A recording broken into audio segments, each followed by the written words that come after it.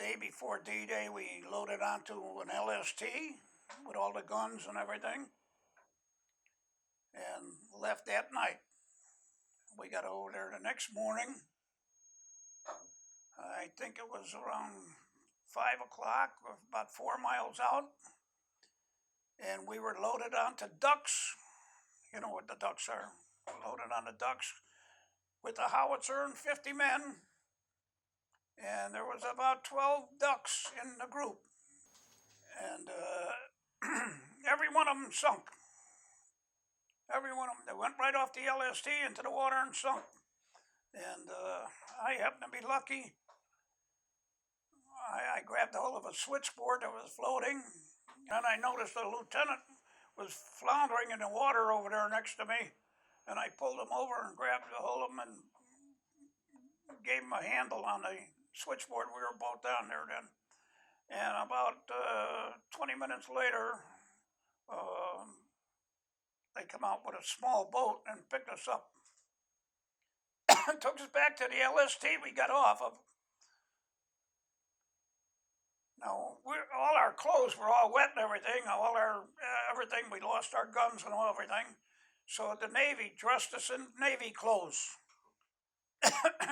Put us back on a Rhino barge, which held a tank and 2 guns and about 50 men. And that went into the beach. When they got to the beach, it was hit by an 88 and blew us all off of there. We were in the water about 7 foot deep, and the tank never got on land. We lost the guns, and we lost a bunch of men because they couldn't swim. I was lucky to get my stuff off in the water, both there and when we first went in the water. So then I was on the beach. We were rolling up and down the beach, and there was a captain up there, and he was hollering, pick up some guns and join us over here. And so I found a friend of mine was on the beach at the time. He came in about the same time I did. He was lucky too. And we went up and down the beach a little bit and found guns. I found there's bodies laying all around, and guns and everything was all over the place.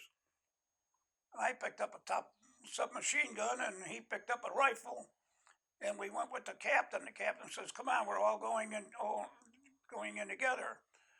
So we were still on the beach then, and just before dark then, I got hit with shrapnel in my knee, and I couldn't walk. Next morning, they took me and put me on a small boat and took me back to England. It was just, you couldn't believe it. You couldn't believe the dead people. Some people, no arms, no heads, no everything, just falling apart, And you didn't stop to do anything because you knew you had a job to do. You had to protect yourself. So you weren't paying attention to everything that was going on.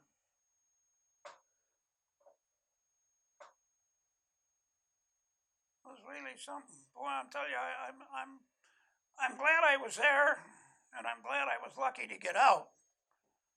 I wouldn't advise anybody to go through something like that again, but now that I'm out and I feel better, I just feel sorry for all the heroes that died. They're the guys that really done everything.